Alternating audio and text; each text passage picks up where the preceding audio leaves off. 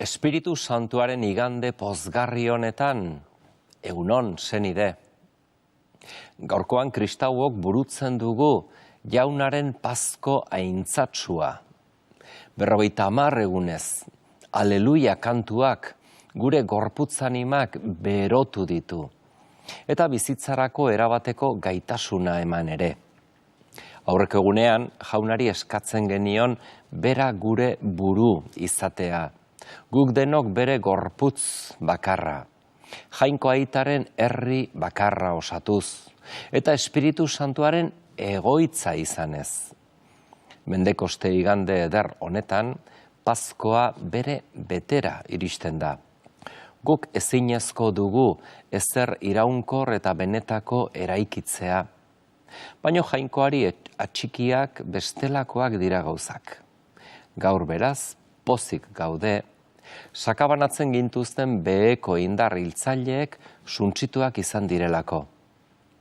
Elkarrentzako etsai bilakatzen gintuen gaiztoa erabat gainditua izan delako.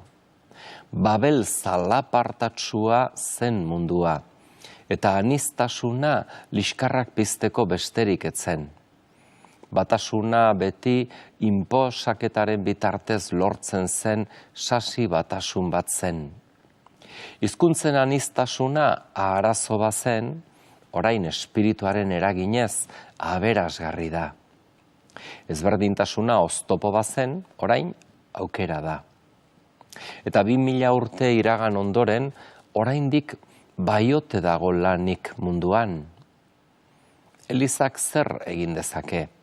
Hain nahasiak diran garai honetan, gure gizartean gero eta zokoratuago gaudela, apostoluek eta emakume taldeark espiritua jaso zuelarik hizkuntza arrotzetan hasi zen mintzatzen.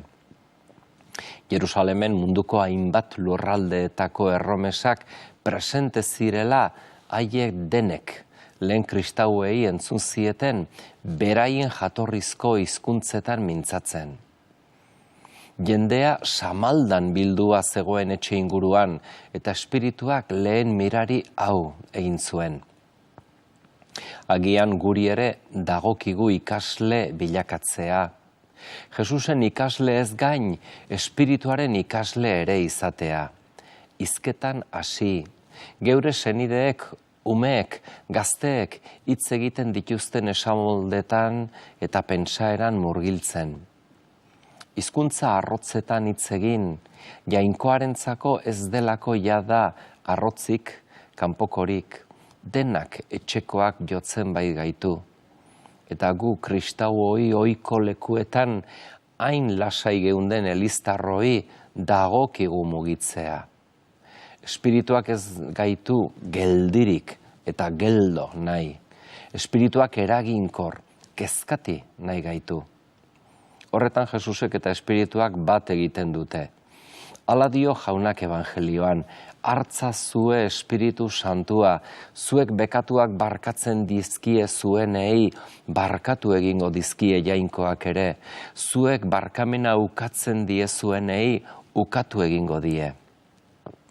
Eta honen salbamen erantzunkizuna gure bizkarrean uzten du. Jauna erruki hutsa da, eta barkamenagatik bere bizia galdu eta eskaini badu, guri hau esaten gauza bera eskatzen digu.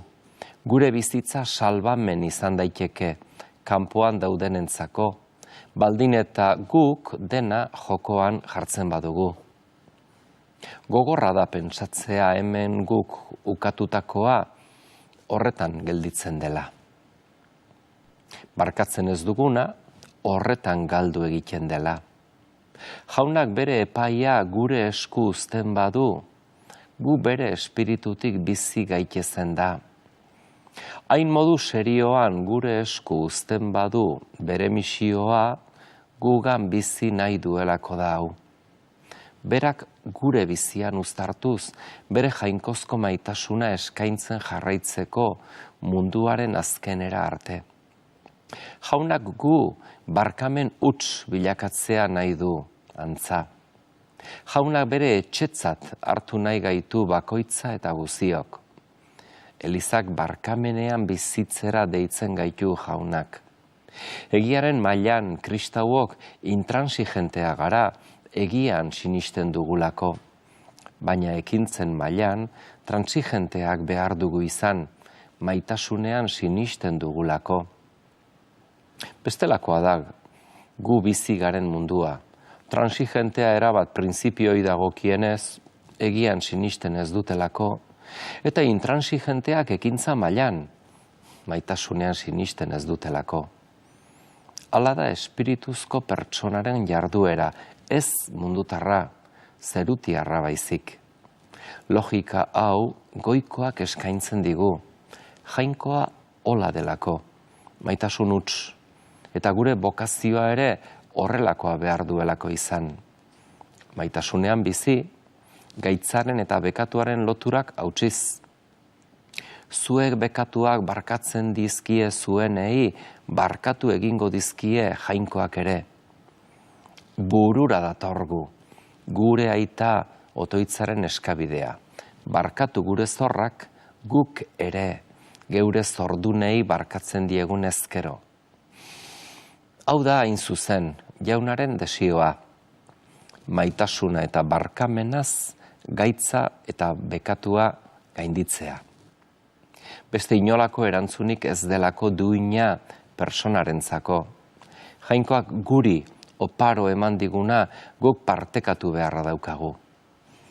Ezin dugu, ezer guretzako gorde, ez luke zentzurik.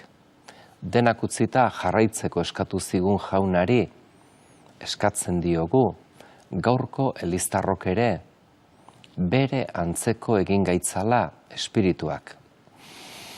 Zeruko doinu gozoaz bete dezala gure barrena, guk musika horren arabera erantzuteko beti senidearen beharrari. Denok maitatuak, sendatuak eta barkatuak izatea amesten dugu. Hauxe dugu fededunun bete beharra.